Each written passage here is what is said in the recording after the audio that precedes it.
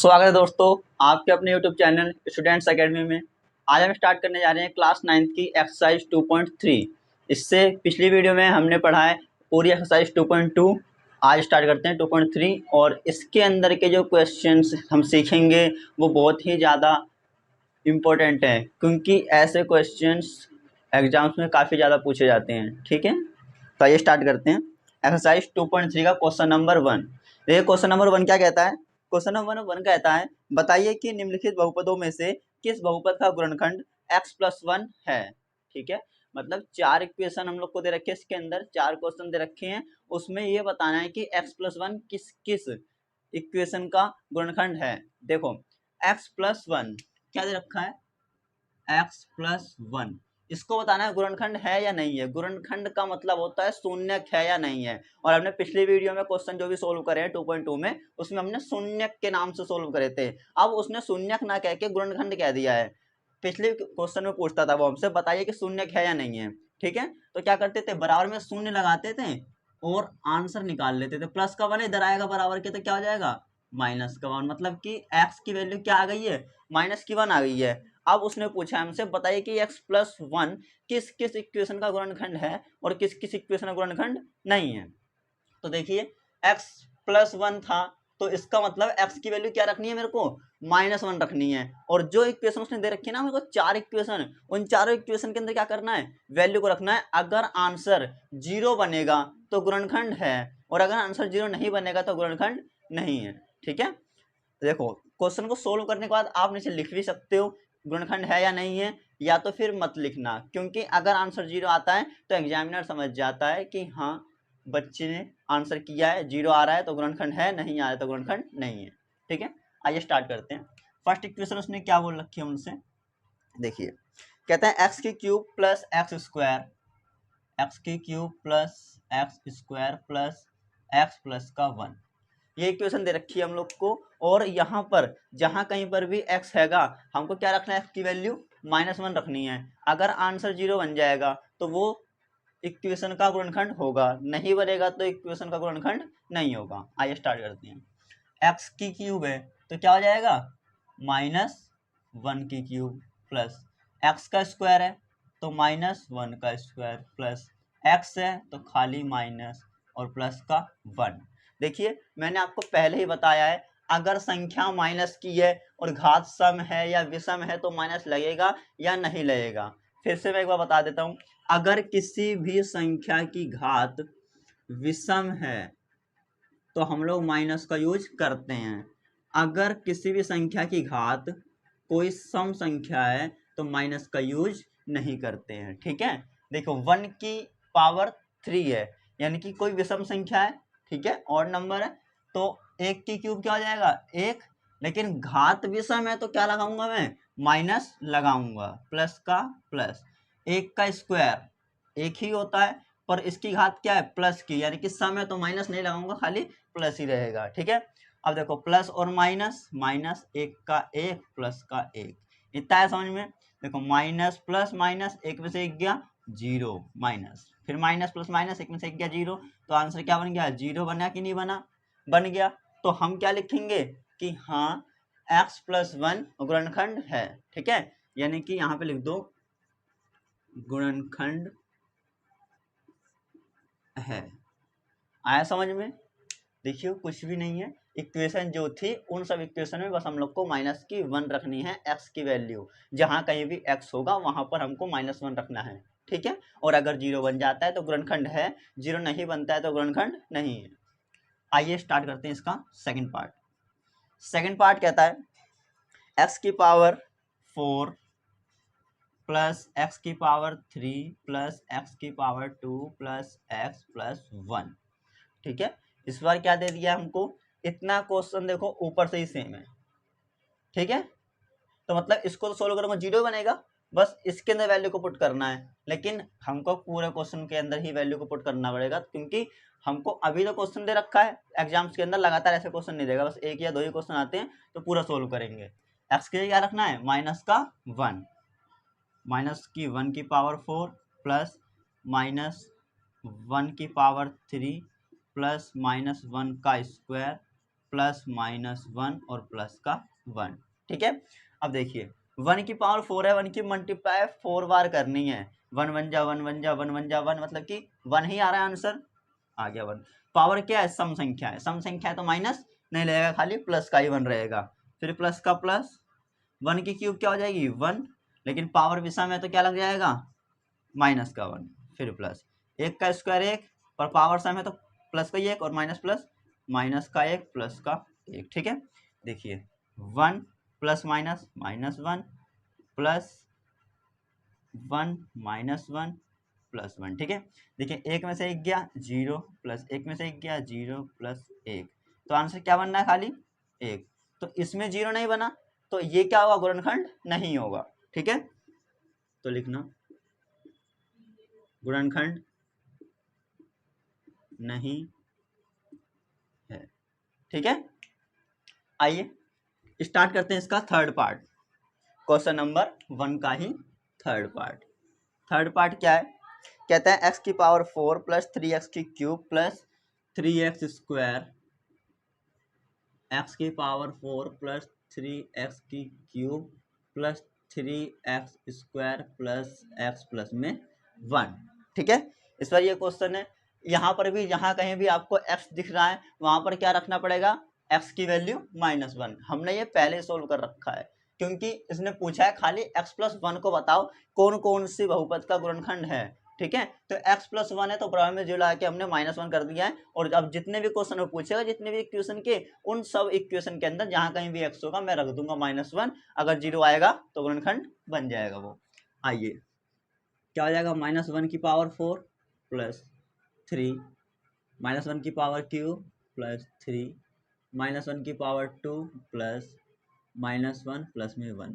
देखिए अभी तक जो भी इक्वेशन थी x वो सिंपल थी, लेकिन अब x के साथ संख्या दे दी गई है। ठीक है, तो घबराना नहीं है, जो संख्या होगी वो ब्रैकेट के बाहर लिख लेना है और ब्रैकेट के अंदर x की वैल्यू -1 रखनी है, जो होगी वो चढ़ा देनी है। ठीक है, यहाँ पे क्यूब है तो मैंने क्यूब, स्क्वायर है तो क्यूब लिखा, नहीं स्क्वायर लिखा, अगर कोई और पावर होती तो वो पावर लिखता मैं। ठीक है, आइए करते हैं सोल्व। 1 की पावर 4 तो क्या हो जाएगा, 1 ही आंसर आएगा, पर पावर क्या है, सम संख्या है तो प्लस का ही रहेगा।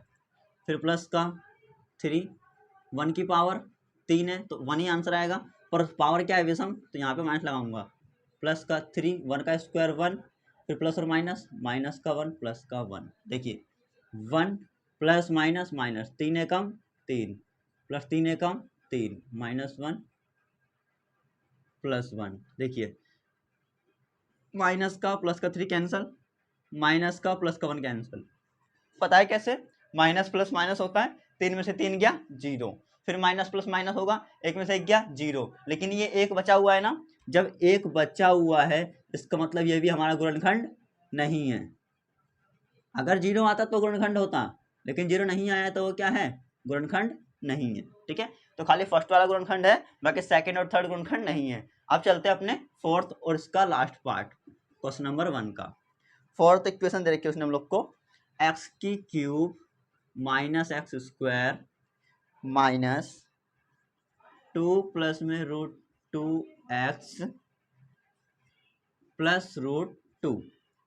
ठीक है, इसके अंदर भी मेरे को क्या करना है, जहां कहीं भी x है वहां पर -1 ही पुट करना है और इक्वेशन को सोल्व करना है। देखिए ये हो जाएगा -1 की क्यूब, ये -1 का स्क्वायर, 2 प्लस √2, और ये हो जाएगा -1 प्लस में √2। देखिए x की क्यूब थी तो -1 की क्यूब, x का स्क्वायर तो -1 का स्क्वायर। ये देखो ये 2 दिख रहा है, कभी इसको ऐड मत कर देना, क्योंकि ये रूट के बाहर है और ये रूट के अंदर है। अगर ये दोनों पहले से ही जोड़ने होते तो हमको पहले से ही जोड़ के देता। अगर कोई संख्या रूट के अंदर और रूट के बाहर है तो कभी ऐड नहीं होती वो। ठीक है, और ये x है खाली तो -1 का। अब देखो 1 की क्यूब क्या हो जाएगी 1, पर पावर विषम है तो माइनस का 1, माइनस 1 का स्क्वायर खाली 1, माइनस 2 प्लस √2।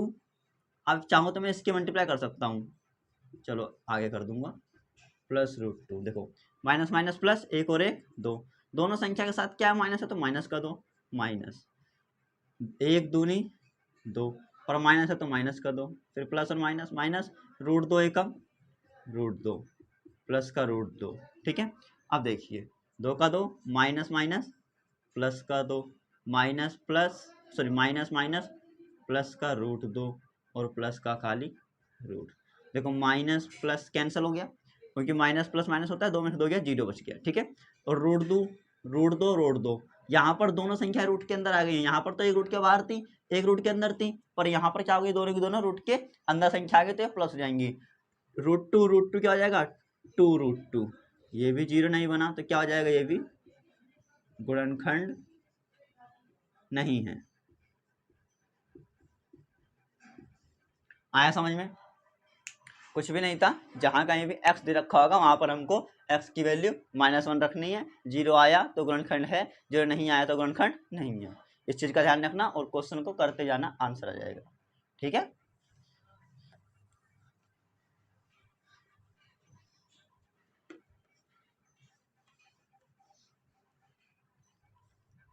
आइए चलते हैं इसके सेकंड क्वेश्चन की ओर। सेकंड क्वेश्चन क्या कहता है, गुणनखंड प्रमेय लागू करके बताइए। गुणनखंड प्रमेय, ठीक है, आइए बताता हूँ क्या होती है। गुणनखंड प्रमेय लागू करके बताइए कि निम्नलिखित स्थितियों में से प्रत्येक स्थिति में gx px का गुणनखंड है या नहीं है। देखिए एक उसने दे रखी हम लोग को gx, एक दे रखा उसने हम लोग को px, ठीक है। इसमें बताना है कि gx जो है वो px का गुणनखंड है या नहीं है, मतलब कि gx जो भी होगा उसके बराबर में 0 लगाऊंगा मैं, ठीक है। और जो भी हमारा x का मान निकलेगा, x का मान जो भी निकलेगा उसको मेरे को px वाली इक्वेशन में रखना होगा, ठीक है। और अगर आंसर आता है तो मतलब गुणनखंड है, जैसे पिछले क्वेश्चन में हम कर रहे थे। और अगर आंसर नहीं आता है तो गुणनखंड नहीं है, मतलब कि 0 आता है तो गुणनखंड है, 0 नहीं आता है तो गुणनखंड नहीं है। इस चीज का ध्यान रखना है। gx जो भी दे रखा होगा उसके बराबर में पहले लगाना है 0, फिर x का मान निकालना है और उसके बाद जो भी x का मान आएगा उसका मान हमको px में रखना होगा। और अगर आंसर 0 आएगा तो gx px का गुणनखंड होगा, और अगर आंसर 0 नहीं आएगा तो gx px का गुणनखंड नहीं होगा, ठीक है। इस चीज का ध्यान रखना। देखिए क्वेश्चन नंबर फर्स्ट पार्ट इसका क्या क्या रखा है। फर्स्ट पार्ट कहता है जो इसका px है, px तो दे रखा उसने हम लोग को 2x³ plus x square, 2x³ plus x square minus 2x minus का 1, ठीक है। ये इक्वेशन दे रखी है उसने हम लोग को, ये हमारा px है, ठीक है। अब देखते हैं gx क्या दे रखा है। gx उसने दे रखी है हम लोग को x प्लस 1, देखिए px दे रखा है एक इक्वेशन और gx दे रखा है दूसरी इक्वेशन। मैंने बताया था जो भी gx होगा उसके बराबर में 0 रखना है, तो gx हमारा क्या है x प्लस 1, तो इसके बराबर में लगाओगे 0, x प्लस 1 बराबर में 0, प्लस को अंदर आएगा क्या हो जाएगा, ये हो जाएगा माइनस का 1, ठीक है। अगर x की वैल्यू -1 है तो मेरे को px के अंदर x की वैल्यू -1 रखनी होगी, और अगर 0 आएगा आंसर तो गुणनखंड होगा, 0 नहीं आएगा तो गुणनखंड नहीं होगा। वही करते हैं, चलो 2 का 2, x की वैल्यू -1 तो -1 की क्यूब, फिर x की वैल्यू -1 स्क्वायर तो स्क्वायर, फिर x की वैल्यू -1 और माइनस का तो 1 है, ठीक है। देखिए 2 का 2, 1 की क्यूब खाली 1 पर पावर विषम है तो माइनस का 1, प्लस का प्लस 1 का स्क्वायर खाली 1 -2, माइनस माइनस कर दो प्लस और 2 एकम कर दो 2, फिर माइनस का 1 आया समझ में। देखो माइनस माइनस प्लस 2 एकम 2, माइनस का माइनस 1 का 1 ऐसे सोल्व किया है, फिर 2 एकम 2 माइनस है तो माइनस का 2 प्लस 1 प्लस 2 माइनस 1। अब देखो माइनस प्लस माइनस, 2 में से 1 गया तो 1 बचेगा, बड़ी संख्या 2 माइनस की है तो माइनस का 1 बचेगा, फिर 2 में से 1 गया तो 1, बड़ी संख्या 2 प्लस की तो प्लस का 1। अब माइनस प्लस माइनस आंसर क्या आ गया 0, जब आंसर 0 आता है तो गुणनखंड होगा। इस चीज का ध्यान रखना है। यहाँ पे लिख दो, ऐसा मत लिखो, ऐसे लिखो gx px का गुणनखंड है। आया समझ में। ऐसे ही तीनों क्वेश्चन को सोल्व करना है। आइए देखते हैं इसका सेकंड पार्ट। सेकंड पार्ट में उसने पहले gx क्या रखा है ये निकाल लेते हैं। gx उसने दे रखा है x प्लस 2, जी एक्स क्या है एक्स प्लस टू, तो मैंने बताया था बराबर में जीरो लगाना होगा। फिर एक्स प्लस टू है, इधर आया क्या हो जाएगा वो माइनस का टू, मतलब कि एक्स की वैल्यू क्या मिल गई हमको माइनस टू मिल गई। अब जो पी एक्स दे रखा होगा उसके अंदर मेरे को माइनस टू रखना है, ठीक है। इस बार हर क्वेश्चन के अंदर वैल्यू चेंज करवा रहा है हमसे, पहले तो क्या दे रखा था एक ही वैल्यू थी और सारी इक्वेशन में एक ही वैल्यू को रख दो, ठीक है। लेकिन इस बार हमको जी एक्स सबका अलग अलग दे रखा है, तो हमको हर बार जीरो लगा के अलग एक्स की मान रखना पड़ेगा, ठीक है। अब देखिए पी एक्स क्या दे रखा है, पी एक्स है हमारा एक्स की cube plus 3x square plus 3x plus का 1, ठीक है। ये हमारा पी एक्स है। अब इसके अंदर भी जहाँ जहाँ एक्स है वहाँ वहाँ माइनस दो रखना है, ठीक है। पिछली बार चेंज था, इस बार कुछ और वैल्यू है, क्योंकि हर बार जी एक्स चेंज करेगा तो हर बार मेरे को एक्स की वैल्यू कुछ और ही रखनी पड़ेगी। तो यहाँ पर हमारा एक्स प्लस टू था जी एक्स, तो यहाँ पे एक्स की वैल्यू माइनस टू बनी। अगर कुछ और होता तो कुछ और एक्स की वैल्यू बनती, तो हमको इक्वेशन के अंदर भी कुछ और वैल्यू रखनी होती, ठीक है। हर बार उठा के माइनस वन या प्लस वन ही मत रखना। जी एक्स का ध्यान देना, जो जी एक्स दे रखा है उसके ही अकॉर्डिंग हमको यहाँ पर वैल्यू पुट करनी है। अभी हमारे को एक्स की वैल्यू माइनस टू रखनी है, ठीक है। तो माइनस टू की क्यूब प्लस थ्री, ये हो जाएगा माइनस टू का स्क्वायर प्लस थ्री, ये हो जाएगा माइनस टू और प्लस का 1। आया समझ में। टू की क्यूब क्या हो जाएगी 8, दो दूनी चार दूनी 8, दो बार गुणा करनी है, और पावर विषय में तो माइनस का 8।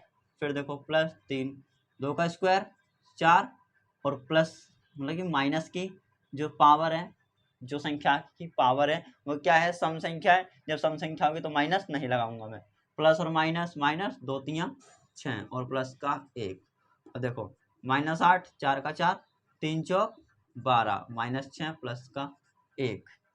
देखो माइनस प्लस माइनस, 12 में से 8 गए तो 4, बड़ी संख्या 12 प्लस की तो प्लस का 4, फिर माइनस प्लस माइनस, 6 में से 1 गया तो 5, बड़ी संख्या 6 माइनस की तो माइनस का 5। अब यहाँ पर भी 5 में से 1 जाएगा तो क्या बचेगा 1, वो भी माइनस का।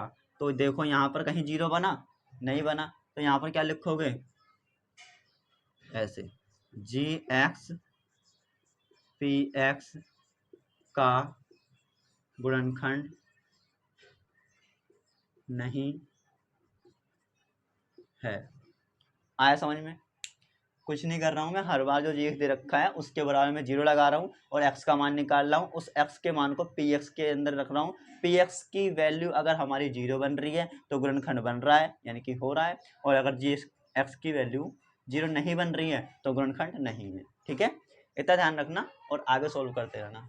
थर्ड पार्ट देखते हैं क्या क्या रखा इसने। थर्ड पार्ट का इसका जी एक्स है हमारे पास एक्स माइनस थ्री। क्या है एक्स माइनस थ्री। तो सबसे पहला क्या काम है बराबर में जीरो लगाना है, क्योंकि गुणनखंड चेक करना है यानी कि शून्य चेक करना है। बराबर में जीरो, माइनस का 3 इधर आया क्या हो जाएगा वो प्लस का 3 बन जाएगा। ध्यान रखना जो भी साइन होता है उसको जस्ट अपोजिट हो जाता है, माइनस की संख्या दे रखी है तो प्लस का हो जाता है, प्लस की संख्या दे रखी है तो माइनस का हो जाता है, ठीक है। अब देखते हैं पी एक्स क्या दे रखा है उसने हम लोग को। पी एक्स दे रखा है उसने एक्स की cube minus 4x square plus x plus 6, x की cube minus 4x square plus x plus 6, ठीक है। ये हम लोग को पी एक्स दे रखा है। अब जहाँ कहीं भी यहाँ पर एक्स है वहाँ पर क्या रखना है हम लोग को 3 रखना है। आइए स्टार्ट करते हैं। एक्स की क्यूब तो 3 की क्यूब माइनस 4, एक्स का स्क्वायर तो 3 का स्क्वायर, एक्स तो खाली 3 और प्लस 6, एक्स की क्यूब यानी कि 3 की क्यूब, 3 की मल्टीप्लाई 3 बार, 3 की 3 की मल्टीप्लाई ही 3 बार में ही करनी है, 3 तिया 9, 9 तिया 27, एक्स तो 3 की क्यूब 27 माइनस 4, 3 का स्क्वायर 3 तिया 9 और 3 और 6 क्या बन जाएगा 9, 27, 9 चौक 36 प्लस 9, सॉरी प्लस 9। अब देखो प्लस का 27 है माइनस का 36 है, तो 36 में 27 जाएगा तो कितना बचेगा 9, पर बड़ी संख्या माइनस की है तो माइनस का 9 और प्लस का 9, क्या बन गया आंसर जीरो। तो जब जीरो बन जाएगा हम लोग का आंसर तो क्या लिखेंगे हम लोग जी एक्स पी एक्स का गुणनखंड है, ठीक है। देखो इस क्वेश्चन के हमारे 3 पार्ट हैं, तीनों पार्ट कंप्लीट कर लिए हैं, तीनों में सेम ही मेथड है, बस जी एक्स के बराबर में जीरो लगाओ और फिर उसका x की वैल्यू निकालो, x की वैल्यू px के अंदर रखो, आंसर 0 बनता है तो गुणनखंड है, आंसर 0 नहीं बनता है तो गुणनखंड नहीं है। ठीक है, आइए स्टार्ट करते हैं इसका क्वेश्चन नंबर 3।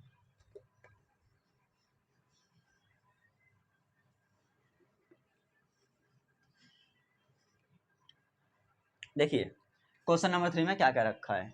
क्वेश्चन नंबर 3 कहता है k का मान ज्ञात कीजिए जबकि निम्नलिखित स्थितियों में से प्रत्येक स्थिति में x माइनस 1 जो है वो px का गुणनखंड है। इस बार देखो क्या क्या रखा है, पहले से दे रखा है कि जो x माइनस 1 है ना वो हमारा px का क्या दे रखा है, एक प्रकार का गुणनखंड दे रखा है। मतलब कि इसके बराबर में जो भी 0 आएगा तो x की वैल्यू 1 बनी, तो यहाँ पर जितने भी जगह x होगा वहाँ पे हमें क्या रखना पड़ेगा, x की वैल्यू 1 रखनी पड़ेगी। समझ में आ रहा है। उसने क्या रखा है जो x माइनस 1 है वो px का ऑलरेडी गुणनखंड है। ठीक है, यानी कि 0 लगाओ बराबर में और जो आंसर निकालो उसको px में मैं रख सकता हूँ क्योंकि वो पहले ही कह रहा है कि गुणनखंड है। अब गुणनखंड है तो k का मान निकालना है बस हमको, और कुछ नहीं करना है। देखिए k का मान कैसे निकलेगा। फर्स्ट पार्ट, फर्स्ट इक्वेशन उसने हम लोग को दे रखी है x square plus x plus k, x square plus x plus k. मैंने पहले बताया एक्स का मान क्या रखना है हम लोग को, 1 रखना है, लेकिन इसके बराबर में 0 लगाया है तो मेरे को इसके बराबर में भी 0 लगाना पड़ेगा। ठीक है, तभी किसी की वैल्यू निकलेगी। अगर आपको किसी भी इक्वेशन के अंदर वैल्यू निकालनी है किसी के की, पी की, टी की, वाई की, जेड की, किसी की भी, और वो किसी ना किसी का ऑलरेडी गुणनखंड है तो भाई जो उसने गुणनखंड दे रखा है ना उसके बराबर में भी 0 लगाना है जिससे x का मान निकलेगा, और जो px दे रखा होगा उसके बराबर में भी 0 लगाना है जिससे k का मान निकलेगा। ठीक है, ये 0 क्यों लगाया, x के मान के लिए। इसमें 0 क्यों लगाया, k के मान के लिए। अगर 0 नहीं लगाऊंगा तो किसी के अंदर भी वैल्यू को निकालना संभव होगा ही नहीं। तो x की जगह क्या रखना है मेरे को, 1, तो 1 का स्क्वायर, x की जगह 1 प्लस के बराबर में 0, 1 का स्क्वायर 1 प्लस 1 प्लस के बराबर 0, 1 और 1 क्या हो जाएगा 2 प्लस के बराबर 0। अब देखो प्लस का 2 है, इधर आएगा तो क्या हो जाएगा वो माइनस का 2, तो के की वैल्यू -2। देखिए इसके अंदर कोई हम लोग को नहीं लिखना कि गुणनखंड है या नहीं है, क्योंकि उसने इस बार पहले क्या रखा है कि हाँ जो x माइनस 1 है वो px का गुणनखंड है तो k का मान निकालो, तो गुणनखंड है तो मैंने दोनों जगह 0 लगाया और k का मान निकाल दिया बस। इसके अंदर और कोई आंसर नहीं होगा, हमारा यही आंसर हो जाएगा। आ रहा है समझ में। देखिए इसका सेकंड पार्ट क्या है, सेकंड पार्ट ने दे रखा है हम लोग को 2x square plus k x plus under root 2, 2x square plus k x plus under root 2 बराबर में क्या लगाना पड़ेगा 0। क्यों, क्योंकि हम निकाल रहे हैं k का मान। ठीक है, देखिए 2 का 2, x के लिए क्या रखना है मेरे को प्लस का 1 स्क्वायर फिर के फिर 1 प्लस रूट 2 बराबर में 0। देखिए 2 का 2, 1 का स्क्वायर 1, के कम के, किसी भी चर की या अचर की मल्टीप्लाई 1 में होगी तो हमेशा वही नंबर आ जाता है जिसकी मल्टीप्लाई हो रही है। ठीक है, प्लस का रूट 2 बराबर में 0, 2 एकम 2 प्लस के प्लस रूट 2 बराबर 0। अब देखिए के यहीं छोड़ दो, प्लस का 2 है इधर आएगा तो माइनस का रूट 2, प्लस का 2 इधर आएगा तो माइनस का 2, बस यही आंसर लिख लेना। आया समझ में। अगर इसको दूसरे तरीके से आंसर लिखूं तो उस माइनस कॉमन ले लो, माइनस ब्रैकेट में रूट 2 प्लस 2 हो जाएगा। ठीक है, बात एक ही है, इसीलिए किसी तरीके से अपने आंसर को लिख सकते हो। इसका थर्ड पार्ट देखिए क्या कहता है। थर्ड पार्ट दे रखा उसने k x square minus root 2x plus 1, k x square minus root 2x plus में 1 बराबर में 0 लगाना पड़ेगा। क्वेश्चन में नहीं दे रखा पर हमको लगाना पड़ेगा क्योंकि इसके अंदर के की वैल्यू निकालनी है। एक्स की जगह 1 को पुट करूंगा मैं, तो के का के 1 का स्क्वायर माइनस रूट 2 और 1 और प्लस में 1 इजिकल टू 0। ठीक है, अब देखिए 1 के का के 1 का स्क्वायर 1 और किसी की मल्टीप्लाई वही 1 में करते हैं। अभी मैंने बताया था पिछले क्वेश्चन में वही संख्या आ जाएगी, यानी कि रूट 2 की मल्टीप्लाई 1 में कर रहा हूँ तो रूट 2 ही आंसर आ जाएगा। के का के 1 का स्क्वायर 1 माइनस रूट 2 बन जा रूट 2 प्लस का 1 इजिकल टू 0। अब के कम वापस से के वही किसी के मल्टीप्लाई 1 में करो वही आएगा, फिर माइनस रूट 2 प्लस का 1 इजिकल टू 0, फिर के माइनस का इधर आएगा तो क्या हो जाएगा प्लस का रूट 2 और ये इधर जाएगा तो -1, ये हो जाएगा इसका आंसर। ठीक है, अब चलते हैं इसका फोर्थ और अंतिम पार्ट। अंतिम पार्ट क्या है, kx square minus 3x plus के, kx square minus 3x plus के। ठीक है, ये क्वेश्चन है। इस बार बराबर में पहले 0 लगाना पड़ेगा और x की जगह हमको क्या रखना पड़ेगा 1, के 1 का स्क्वायर माइनस 3, 1 प्लस का k इजकल टू 0। ठीक है, देखिए k का k, 1 का स्क्वायर क्या हो जाएगा 1 माइनस 3 बन जा 3 प्लस k इजकल टू 0, फिर k बन जा k minus 3 plus k equal to 0। अब देखो k और k दोनों के साथ प्लस का ही साइन है। ठीक है, तो दोनों प्लस हो जाएंगे, एक k और एक k कितना हो जाएगा 2k हो जाएगा। तो लिखेंगे 2k माइनस का 3 इजकल टू 0।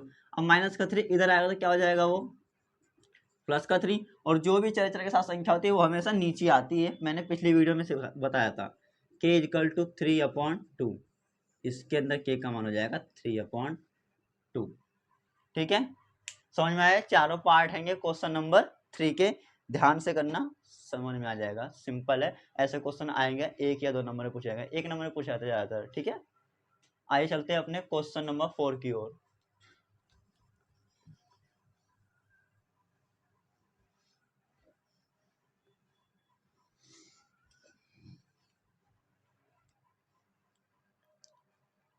देखिए क्वेश्चन नंबर 4 कहता है गुणनखंड ज्ञात कीजिए।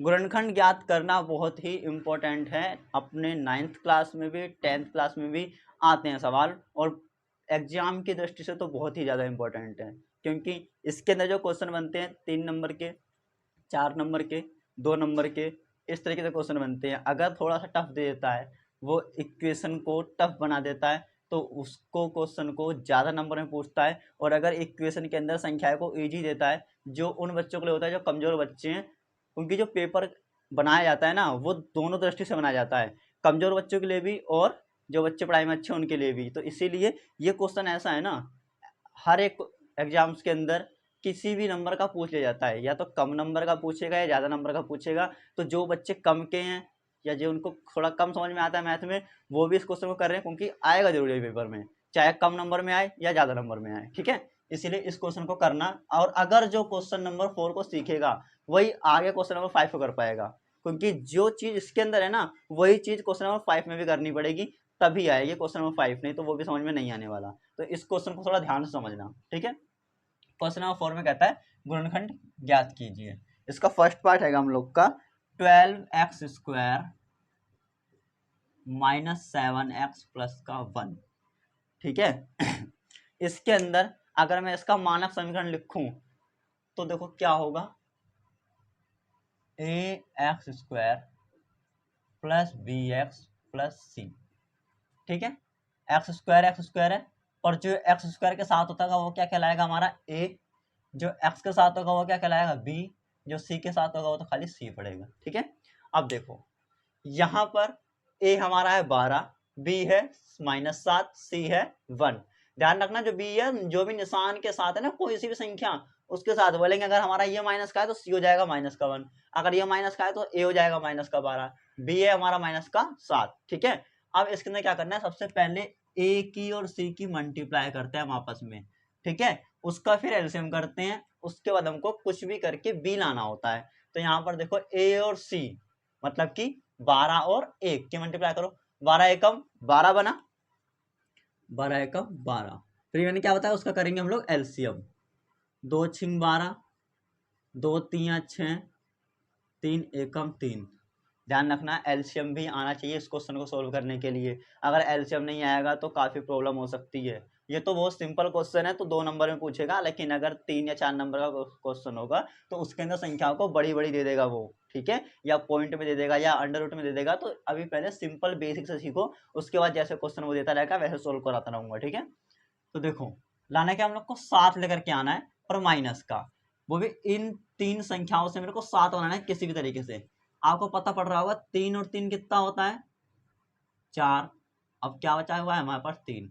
देखो ये 2 और 2 4 बना, 2 + 2 = 4 और 3 का 3। अब 3 और 4 7 बनेगा नहीं बनेगा? बन जाएगा 3 और 4 7। देखो वापस से मैं इस क्वेश्चन में लिख रहा हूँ 12x² - 7x प्लस का 1। तो जो a और जो c है वो तो हमको सेम लिखना है, ठीक है, लेकिन b को ना 2 पार्ट में हमेशा तोड़ना होगा। जैसे कि खाली 7 था तो 7 को ऐसे बना दो कि 2 संख्याएं बन जाए लेकिन आए साथ ही। जैसे कि 6 + 1 7 आएगा, 3 + 4 7 आएगा, 5 + 2 7 आएगा। तो 2 संख्याओं में तोड़ के लिखना है, लेकिन जोन से निशान के साथ है वो ही निशान लगना चाहिए। जिसके हमको माइनस का 7 लाना है तो मैं लिख सकता हूँ -3x -4x, क्योंकि माइनस माइनस तो होगा प्लस, 3 और 4 7 हो जाएगा, बड़ी संख्या 4 माइनस के तो माइनस का 7 हो जाएगा। तो इस तरीके से करना है सवाल को, ठीक है। अब देखिए, अब 2 संख्या की और 2 संख्या की पेयरिंग कर लो, यानी कि इसको छोड़ दो। क्या है इसमें, देखो दोनों संख्याएं में कौन सा पहाड़ा है जो उसके अंदर दोनों संख्याएं आती हैं, 12 और 3। 3 के पहाड़े में आएगा तो यहाँ पे लिख लो 3, यहाँ पर भी x आ रहा है, यहाँ पर भी x आ रहा है, तो x को लिखूंगा मैं पहले, फिर लगाऊंगा ब्रैकेट, ठीक है। अभी इसको मत देखना, खाली इन 2 संख्या के अंदर देखना क्या कॉमन आया। 3 कॉमन आया, क्योंकि 3 के पहाड़े में 12 भी आएगा और 3 भी आएगा। यहाँ पर भी x है, यहाँ पर भी x है, तो मैंने x को भी कॉमन ले लिया है। अब देखो 3 के पहाड़े में 12 कितनी बार में आएगा, 4 बार में आएगा, और जो x यहाँ पर कितने थे, 2 थे, x के ऊपर स्क्वायर है ना, तो एक x तो मैंने बाहर ले लिया है, एक x बचेगा, तो यहाँ पे लिखूंगा मैं 1x माइनस का माइनस। 3 के पहाड़े में 3 कितनी बार में आएगा, एक बार में, और जो x था वो तो मैं बाहर ले चुका हूँ, तो यहाँ पे मैं कुछ नहीं लगाऊंगा। आया समझ में? देखो सोल्व करता हूँ, 3 चौक 12, x और x² क्लियर है, माइनस का माइनस, 3x 1 जा 3x, ठीक है। कोई चेंज नहीं आया है, बस मैंने रूप चेंज किया है। यहाँ पे 7 के रूप बदले, 3 + 4 मतलब कि -3 -4 के रूप में लिख दिया। अब इन 2 को थोड़ा सा मैंने चेंज किया, इस रूप में लिख दिया। ऐसे ही इन दोनों को चेंज करूंगा, माइनस है तो लगाऊंगा माइनस, जो पहले निशान होगा ना वही निशान यहाँ पे लगाना है, ठीक है। अब देखो 4 और 1 किसके पाड़े में आएगा, किसी के पाड़े भी नहीं आएगा, तो खाली 1 होता है। जब भी किसी भी संख्या के कोई से भी गुणनखंड ना दिखे ना, कोई से भी कॉमन संख्या ना ही दिखे, तो 1 लिख लेना, क्योंकि 1 एक ऐसा पहाड़ा है जिसके अंदर सारी संख्याएं आ जाती हैं। 1 का 1, 4 है तो 4x। अब देखो माइनस और प्लस, माइनस 1 के पहाड़े में 1 आएगा एक बार में। इन सवालों को चेक करने का सबसे अच्छा तरीका क्या होगा कि ये जो ब्रैकेट के अंदर आती है ना हमारी 2 संख्याएं, एक ये संख्या एक ये संख्या, हमेशा सेम आएगी, ठीक है। तो अगर दोनों संख्या सेम है तो आप सवाल एकदम सही करते जा रहे हो, अगर संख्या सेम नहीं है तो मतलब कि कहीं ना कहीं गड़बड़ी है। अगर निशान की भी डिफरेंस आ रहा है ना, एक जगह प्लस है एक जगह माइनस है, मतलब सवाल गलत है वो, ठीक है। ध्यान रखना दोनों निशान सेम आने चाहिए और दोनों संख्याएं भी सेम आनी चाहिए, तभी सवाल सही होगा, वरना सवाल गलत माना जाएगा। अब देखिए दोनों ब्रैकेट सेम है तो एक ब्रैकेट लिखना है यहाँ पर, फिर -1, और उसके बाद जो संख्या छूटी हुई है +3 और -1, तो लिखो 3x - 1, ठीक है। यही आपका हो जाएगा आंसर, ठीक है। देखो पूरी इक्वेशन खोल के रखी थी उसने हमको, और हमने 2 ब्रैकेट के अंदर बंद किया है, बस यही काम करना है हमको पूरे क्वेश्चन के अंदर, ठीक है। समझ में आया चीज? इम्पोर्टेंट है एग्जाम के लिए, क्योंकि एग्जाम के अंदर जरूर आने वाला है एक क्वेश्चन, 1 आ जाए या 2 आ जाए, क्योंकि जो इससे अगला क्वेश्चन है वो तो और भी टफ है, और उसके अंदर भी ये मेथड लगेगा, इसीलिए इस मेथड को सीख लो, क्वेश्चन नंबर 5 आराम से आ जाएगा समझ में, ठीक है। आइए चलते हैं सेकंड पार्ट की ओर। सेकंड पार्ट क्या कहता है, 2x² + 7x - का 3, ठीक है। 2x² + 7x, सॉरी प्लस का 3 है ये। अब देखो 2 3 6, मैंने बताया था पहले और लास्ट की, यानी कि ए और सी के मल्टीप्लाई, तो 2 3 6। अब 6 के एलसीएम करूंगा तो क्या आएगा, 2 3 6 और 3 एकम 3, लाना है क्या है पर 7। अगर मैं 2 3 6 में करूँ तो खाली 6 ही आ रहा है, 7 कैसे आएगा, इसको एक बार और कर लो, काट लो, ठीक है। अब देखो 2 3 6 और 6 और 1 क्या बन जाएगा, 7 बन जाएगा, तो यहाँ पे लिखो 2x sorry 6x plus 1x, 6x plus 1x, यहाँ मान लिख सकते हो और नहीं भी लिख सकते हो, क्योंकि 1 किसी भी चर के साथ नहीं लिखा जाता है। अब देखिए 2 और 6 किसके पाड़े में आएगा, 2 के पाड़े में, x यहाँ पर भी है यहाँ पर भी है तो x भी कॉमन ले लिया मैंने। अब 2 के पाड़े में 2 तो आएगा एक बार में ही, और x 2 थे एक बाहर आ गया तो एक x बचेगा, प्लस 2 के पाड़े में 6 आएगा 3 बार में, जो x था वो बाहर ही आ चुका है। आया समझ में? 2 एकम 2, x और x स्क्वायर, प्लस का प्लस, 2 3 6, x है तो x, ठीक है। अब 1 और 3 किसके पाड़े में आएगा, किसी के पाड़े में नहीं आएगा, लेकिन मैंने बताया था जहां पर कुछ कॉमन ना है वहां पर एक आंसर लिखेंगे। तो प्लस है तो प्लस लगाओ, एक लिखो और ब्रैकेट में 1 के पाड़े में 1 आएगा एक बार में, x का x, प्लस का प्लस, 1 के पाड़े में 3 आएगा 3 बार में। देखो दोनों ब्रैकेट सेम है, मतलब हम सही चल रहे हैं। 1x प्लस में 3, फिर 2x प्लस 1, 2x प्लस 1, ये हो गया हमारा आंसर, ठीक है। देखो इंपॉर्टेंट है, समझते हुए चलना, आ जाएगा ध्यान से, प्रैक्टिस करना, पूरा समझ में आ जाएगा, क्योंकि कुछ सवाल को प्रैक्टिस के बाद ही किया जा सकता है। मैथ एक ऐसी चीज है जिसको रटा नहीं जा सकता, बिना प्रैक्टिस करे ये समझ में नहीं आएगी, ठीक है। आइए देखते हैं इसका थर्ड पार्ट क्या कहता है। 6x square plus 5x minus 6, 6x square plus 5x minus का 6, ठीक है।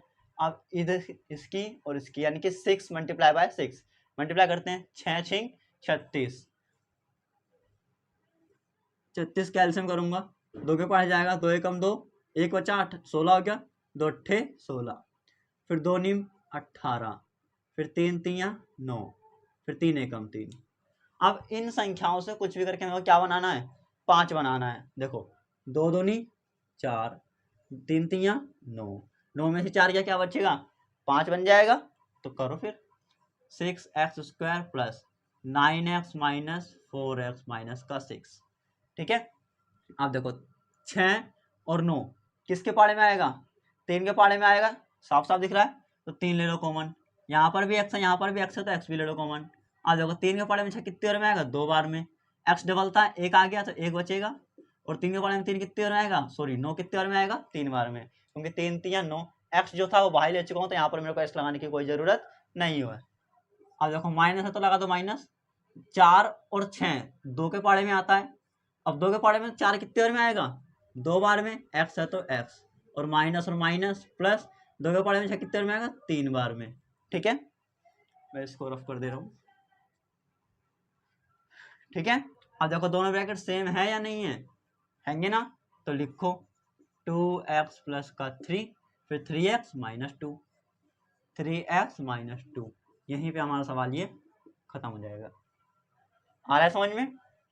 ये थर्ड पार्ट था। अब इसका लास्ट पार्ट देखो क्या है,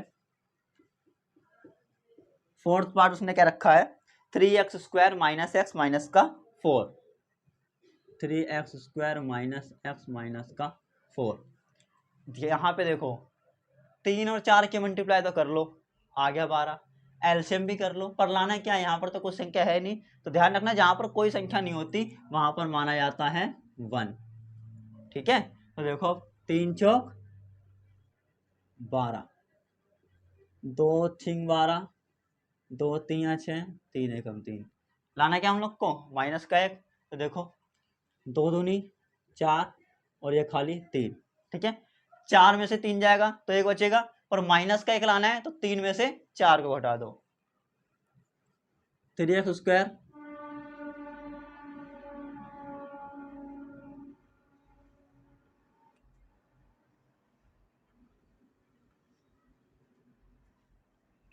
देखो 3x square plus 3x minus 4x minus 4,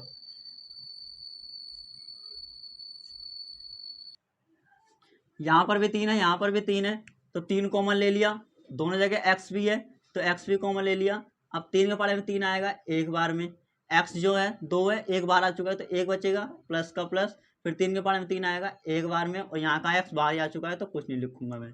यहाँ पर देखो माइनस माइनस कॉमन है तो माइनस ले लिया, 4 भी कॉमन है तो 4 ले लिया, सॉरी 4। अब 4 के पाड़े में 4 आएगा एक बार में, और x का x, माइनस माइनस प्लस, फिर 4 के पाड़े में 4 आएगा एक बार में। देखो ब्रैकेट सेम है तो दोनों ब्रैकेट को एक बार लिखेंगे और 3x माइनस 4, 3x माइनस 4, यह आ जाएगा इसका आंसर। इसका लास्ट सवाल रह रहा है क्वेश्चन नंबर 5, उसको हम अगली वीडियो में समझेंगे क्योंकि वो बहुत ज़्यादा इंपॉर्टेंट सवाल है और थोड़े लेंथी क्वेश्चन है उसके। तब तक के लिए धन्यवाद।